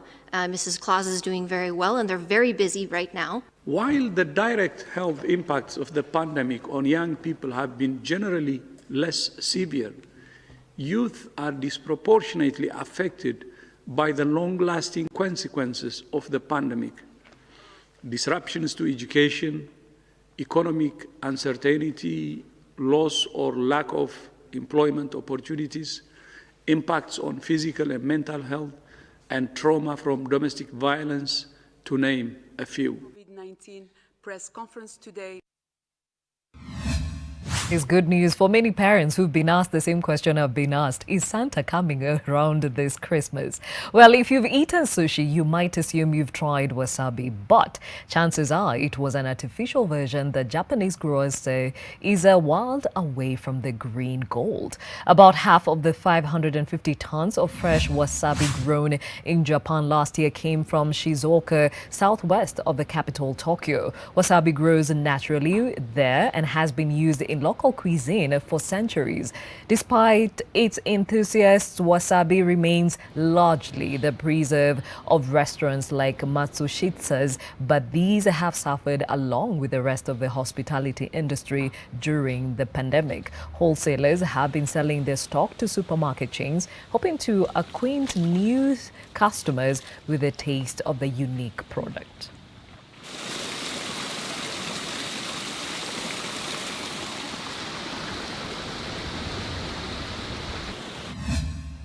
And the first U.S. health workers to receive the COVID-19 vaccine at a New York hospital speak of their trust in the science behind the Pfizer-BioNTech shot, particularly to communities of color. The landmark moment comes at one of the darkest phases of a pandemic, with infections in the United States and many other countries soaring.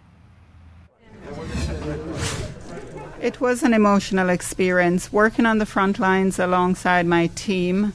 I saw a lot of pain, hurt, suffering, death, and so I felt a huge sense of relief after I got the vaccine. I was not nervous, because as I've mentioned before, I trust the science, so I had no hesitation when I was asked if I would take the vaccine. I've been waiting for this day for forever. Medical center, which is. I don't feel that I was picked out or targeted. I don't feel like I've been used. I would say to them that this is different. It's being offered across the spectrum. We've been heavily affected. And so I encourage everyone that looks like me, everyone around the world, to take the vaccine. And While giving the vaccine, as a clinician, you focus on your patient. So at that moment, my focus was on her, giving her the vaccine. After the fact, everyone was telling me we are the first. So at that point, I don't think it has quite hit me yet. Let me ask Dr. Mark Jarrett if he wants. We will be vaccinating more today. Most of it will begin tomorrow. We have a few thousand doses at the moment. It comes in batches.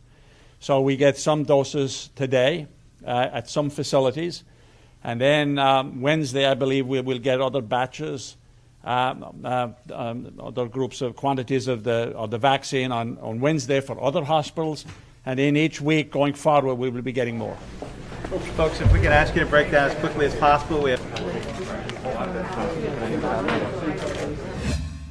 Elsewhere, several hundreds of people from the hotel, restaurant and event industry are demonstrating at their invalids in Paris to demand the reopening of the establishments, which are currently closed until at least 20th of January because of the COVID-19 pandemic.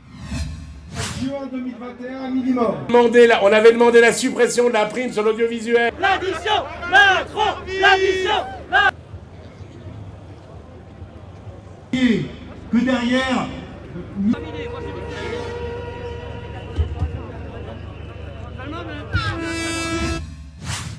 And still in that industry, restaurant owners, bartenders and hospitality managers in London's West End react after British Health Secretary Matt Hancock announced that London will move to Tier 3 restrictions on Wednesday, the 16th of December 2020. They complained that being positioned in central London, they are not benefiting from the financial help and support granted by the government to less crowded areas, while other hospitality professionals seem to have adopted shifting to delivery-only services. Yeah, we were kind of expecting for this Tier 3 coming again. We had obviously 2 lockdowns before. We knew hospitality is going to be blamed again. It's a bit unfair when you see the busy Oxford streets, you know, and it's full of people, no masks, no social distancing. But at least we got furlough, so you know we got 80% in March, so we can pay our bills. Oh, we were anticipating something today, but then this happened, and we were rather hoping we would have the rest of the week because the hospitality business needs this week, and it's devastating. It's devastatingly awful, but if that's what it takes to save lives, that's what we have to do. We were unlucky. We're in central London. Our rateable values are too high, so we haven't been able to get any help. They could help us out, as central London is one of the worst hit areas, but one of the areas where not a lot of help is being given, because traditionally it's quite a busy area, so we're looked upon as doing very well, but that's all out of the window now, so everybody's struggling around here.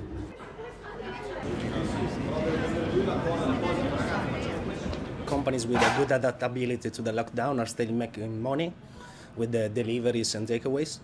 The only problem is for the employee, because they are not taking tips, and all of us we live with basically with tips. 30% of our salary is tips. But for example, our company, we are lucky because they are paying us 100% of our average of the hours, and we are working less hours. So in one side is good, and then the other side is bad.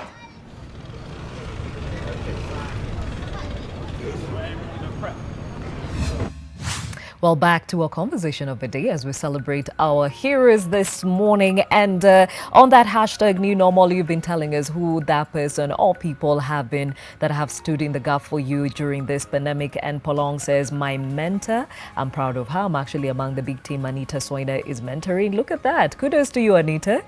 Felix Polo says, but I keep on planting more trees deliberately all the same. Well done, Felix. I think this is also to Soina. Stanley Wanyonyi says, myself, it was everyone for themselves, God for us all. Stanley, we hear you. It's been a difficult season. Maureen says, King James Version, 2 Kings 6:16 says, and he answered, fear not, for they that be with us are more than they that be with them. God has been faithful. Maureen, we hear you. Janice Gathure says, God and my brother. Thank you for sharing. Turan says, I'm all alone. Turan, Polisana, and I hope you can find somebody who can walk with you. Brian Kipchumba says, they are really suffering, yet Baba Raila is busy endorsing BBI instead of requesting the money used in BBI to improve the life of people of Kibra. We hear you. Baptista James says, where's a boy child here? Well, Brian is a boy child.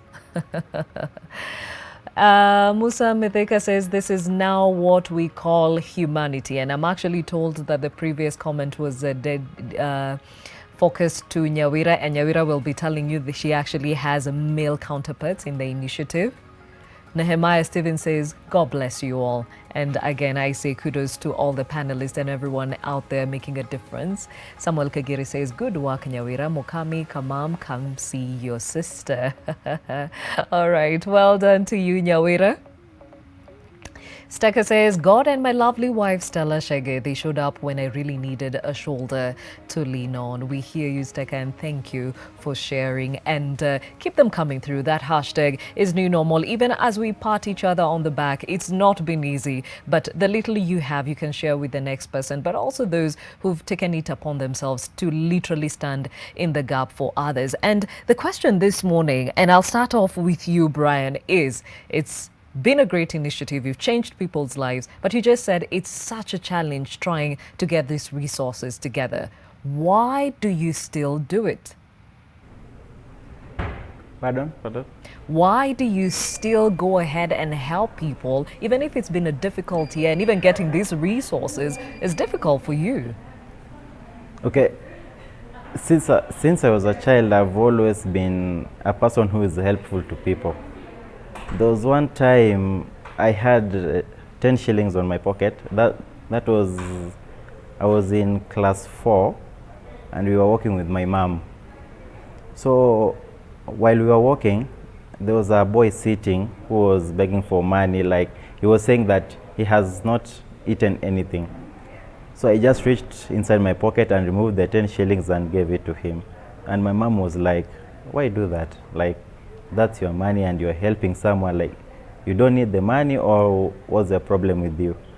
My answer to her was that I always feel bad when I see someone who is suffering or is feeling like he has not been doing anything to himself or herself.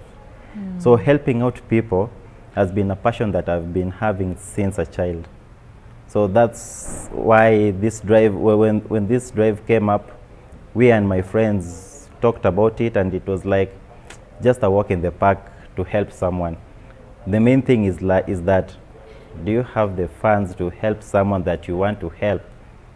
And actually, do you have more of the wheel than the rest fall in place, right? Like, basically right now, there's another drive we are organizing. The drive is called 1 meal a day. So we're still preparing, we're still organizing it. We want to see if, can we break the number of the 5 families that we fed and raise it maybe to 10 or 15 or 20. Aha, okay. And you'll tell us more about how people can partner with you in a moment. For you, Nyawira, why do you keep doing this? I think, first of all, to state that it does require a lot of motivation to actually continue with this. And one of the biggest realizations when we started is that there is no turning back. So to begin with, I think I'd say I have 3 major motivations. And number 1 is the impact. Number 2 is the volunteers and the members of Rafiki wa Mtaa. And finally is the support system. So when I speak of the impact, before we started giving these women pads and panties, a lot of them, if not all of them, had infections. A lot of them. Can imagine menstruating on a paper or on a dirty rag or on a sack or whatever you pick up on town. It's basically heartbreaking. So to know that, and the women tell us they're so grateful to see how they come every single month to come get these sanitary towels. It makes you realize that you're actually making quite a big impact on them. Number 2, a lot of the women, that's why you'll find even young street girls having children, would rather get expectant and miss their periods for about 2 years during the gestation and also the breastfeeding period, adding more street children on the street so that they can evade having to menstruate every single month. So by providing these sanitary towels and these panties to these women, we are seeing a reduction of the number of expectant, girls bringing children barely on the fact that they do not want to menstruate. And then on the same impact, when we went to Homa Bay, like I said, with Vikins Bondo, we met the reality of when people say girls are actually having sex for pads. I remember my menstrual talk was to girls who were in high school, and the way they uniformly and just unanimously said that boda riders buy them pads and then they'll come for malipo, and malipo being sex. So being able to debunk these things, I remember we taught them that your vagina is not a currency. To be able to show them where they can get the sanitary pads, I think that impact is a great motivation to you, and you can actually see the change that this is doing in the society. When it comes to the support system, I remember a certain donation, it was raining. So we come to town on Sunday, it's raining. The minute we get there, I am very sure we'll have to pause everything. And then for a moment, I had the most humbling day of my life because I saw the volunteers just go right into the donation. They were walking in the rain. They were giving people the food. They were giving the sanitary towels. I didn't see the girls running to shelter. I saw that it was so intrinsic in them. They had seen what we were doing. They'd realized street families can't run to shelter every time that it rains. And for me, things like that, when the members are able to do such things, it's just very humbling and motivating to see so many people, you know, believe in the cause. And then also psychologically, for instance, one of the crochet trainers was training a lady who unfortunately passed away because we can't protect people past the day we are on the street. So there's a psychological impact of this. There's looking for, you know, social workers to also help the people who are helping people, and seeing them recover, seeing them want to continue to do what they're doing despite such challenges is such a great motivation for myself and my fellow co-founders. Then in the support system, finally, like I said, we've seen our families come through for us. Like I said, I can't say we've had a major donation from, you know, big organizations or politicians and things like that. And yet we've managed to consistently, since we began, provide sanitary towels every single month to these people. Our families, our parents, you know, just motivating us and just trusting our cause enough. Even before we had a pay bill, they were sending us money to buy these sanitary towels. For me, I'd say those three things are our biggest motivation to continue, knowing that we have big dreams, including, you know, starting a rehabilitation center and a tertiary institution for street families. Then finally, I'd like to highlight our biggest win for 2020, which I think is a great motivation to us, is that we'll be having a lady who will permanently leave the street. It has been a journey. We've been training her. She's been talking to social workers. She's been talking to counselors, and she's resuming a business which she used to do before she ended up on the street. So quite frankly, that is just one woman. Hopefully we are able to have so many more people leaving the street, but that in itself is a great motivation when we see the impact of what we are doing on people. And we say amen to that. And a quick one here. Remember, you had been asked, where's a boy child in this? I believe you are working with men, right? Oh my God, wow. It will be wrong for me to fail to mention this.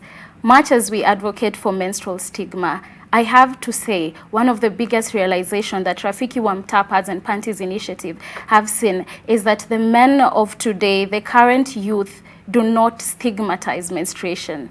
We have quite a number of volunteers and members, and a large share of them are actually men. Some of our biggest donation come from gentlemen. When we distribute the pads, we are doing this with a lot of men. So I have to say we have seen that. Coming to the street boys and empowerment, our biggest challenge, and I have to say this, is that even when you look at the street girls and street boys, the boys are far off. Even in terms of rehabilitation, the boys are far worse. This is a reality that we have seen. So being a time where there is COVID, we can't have a lot of interaction. The permission to donate is donate and leave. We want to interact with the boys more, but a lot of them are on drugs. You know, they are probably high. So being able to break that barrier, even before we move to how we can help them, because even before financial empowerment, there is a psychological part, and most of the boys are way far off. I have to say we are launching Rafiki Boys, headed by David Andove, who is one of my co-founders, a gentleman, and he has the backup of a lot of men. So I can't say the boy child has been left behind, but I can say it is really, really hard to help the gentlemen on the street. There is a problem currently with the boys on the street. Yes. We hear you, Nyawira, and we wish you all the best, even as you continue to make a difference on the streets. And for the environmentalists amongst us, as you said, it's been quite a journey, a challenging one that you have to literally convert one person at a time. What keeps you going? We're normally told that we are doing it for the next generation, but I realized we're doing it for myself before the next generation. So my present is not promised, so is my future. That's what keeps me going. And I keep telling myself that if I don't do it, nobody else will do it. Not because we don't have other environmentalists, but because everybody is special in whichever field they are. No matter how many they are, everybody has their impact. Another thing is the people who've been supporting me, and I appreciate especially my Instagram followers. They've been really, really supportive, especially when I launched a book. I had most of them purchasing the book, and through them I have created a forest back at home. It's called the Spice Warriors Forest, stroke the Green War Forest, where when you purchase a book, I plant a tree. And the exercise happened a week ago when I went home, and I planted the trees to create the forest out of the people who purchased the books. So these are also the people that keep me going.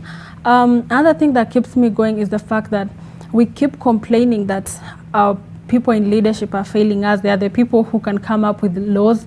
They are the people who can make sure that we are at least somewhere when it comes to fighting climate change and increasing the forest cover. So what keeps me going in that perspective is I want to get to the leadership space as well, so that we don't have to complain every day about something. Be the change you want to see in the world. Very well said, Anita. We salute you this morning, and we pray that you keep going and mentoring others in the space of conserving the environment. And for you, Lois, this all started with a lady who had just lost her job in the midst of a pandemic.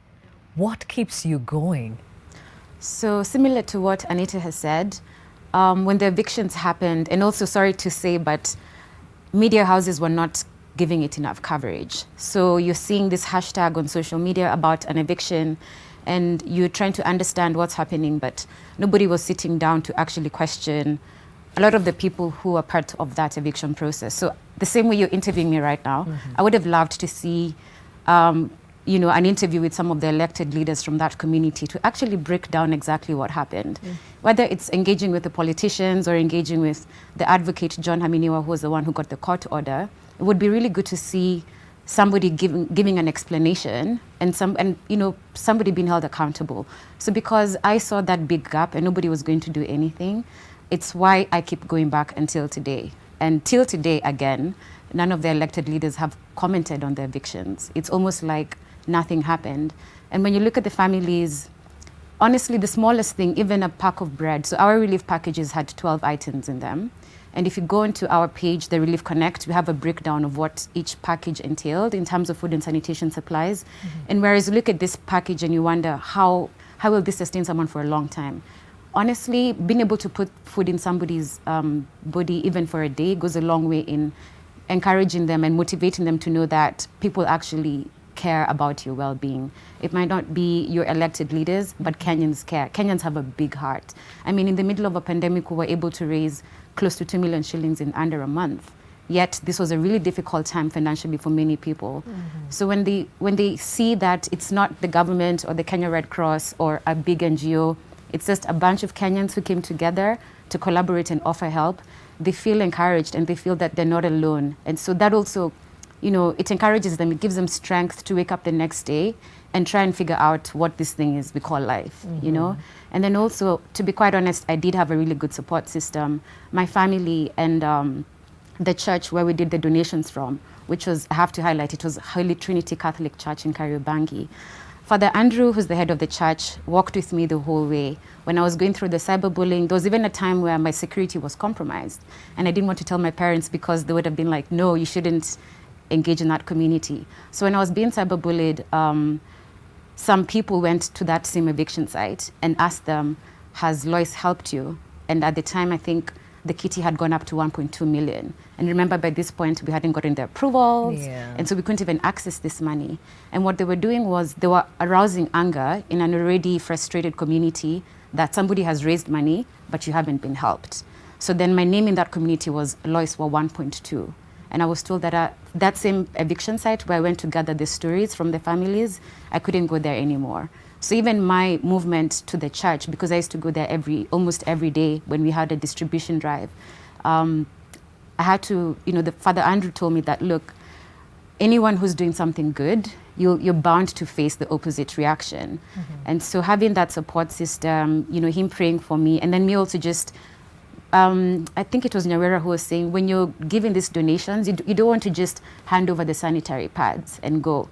You want to interact with these families. You want to understand what their level of education is. What did they lose? So as opposed to just giving donations like you would, you know, like a robot, we were actually engaging with them and, you know, empathizing with their situation.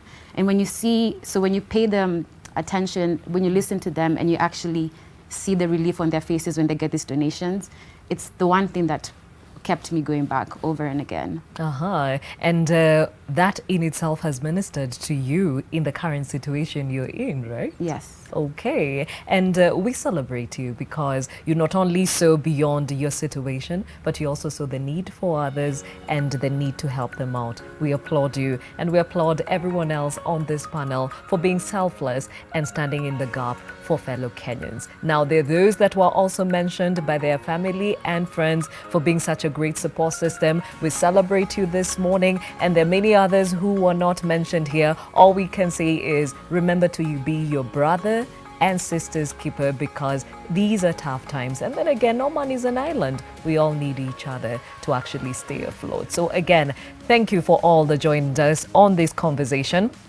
Lois Mashira, who is the founder, the Relief Connect, an advocate of the Law Court, or rather High Court 2, Nyawira Washanga, co-founder of Rafiki wa Mtaa Pads and Panties Initiative, Anita Soina, environmentalist and founder Spice Warriors, and Brian Eric Odhiambo, who is a journalist, and he and his friends are making a huge difference in Kibra slums. Well, tomorrow, Joseph Warungu will focus on planning your finances with the new year in mind. Now, back to school is around the corner. January is knocking with many other expenses. Question is, have you projected your financial needs and how will you meet them? Joseph will help you answer these and other questions tomorrow from 7 a.m. See you then.